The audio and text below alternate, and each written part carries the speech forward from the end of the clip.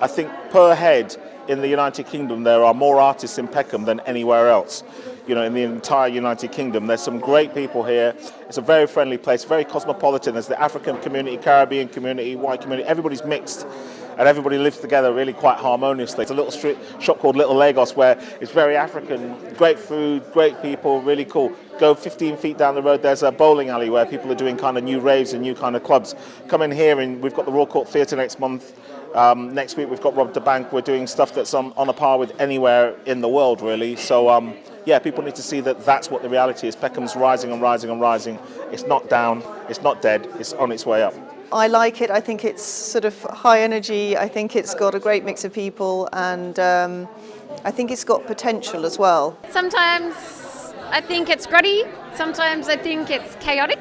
At all times I think it's surprising, and I almost always think of it as home. I came to Peckham in the first place, having already lived in other parts of London, because I could see that it was what I call human scale place. All of life happens in Peckham, wonderful life, and it's just amazing what energy we have together when we work together collectively. I have learnt a little bit of 44 languages. I'm 76 3/4, and I can say hello to just about anybody. And I think that this is lovely because it makes a very happy environment for everyone. We had all those different shops before, and now all we've got is meat, fingernail, hairdressers, and all phone shops. It's looking rather tired at the moment, but we mustn't take away its ethnic interest and its style. I would spend it on a campaign to persuade people to spend a lot more than £100,000, because £100,000 won't sweep the streets. It's really important to get groups together. So my first thing to spend my £100,000 would be to go out and hunt down every group, put them all in the same room and get them to talk to each other, because the worst thing you can do with money is duplicate effort. I think I'd start with Rye Lane and the High Street. I think they are fantastic opportunities. They're an amazing historic environment, but I think they could well do with some tender love and care, and with that you'd have a very, very attractive town centre to start to hang all those other opportunities off.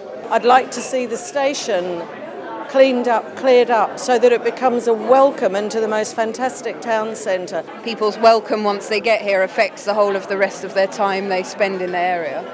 There's the creative and the talent are here, but the spaces for those people to actually explore different ideas is not. What I would like to see is actually a marketplace for creative businesses, and I'd like to see that market actually offering subsidised spaces for small and medium creative enterprises to actually start up and to offer visitors to Peckham a really unique experience in visiting the town centre. What we're suggesting is finding a tiny spot in Rye Lane in an empty building, and possibly one of the buildings damaged by riots, and create a little box in there for a cafe.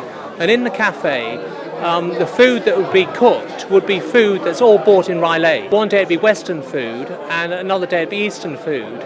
And the recipes would be up on the wall, and the recipes would then be up by the people who are providing the food, the shops providing the food for the restaurant.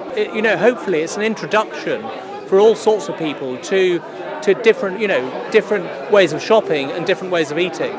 It's a germ rather than a complete flower.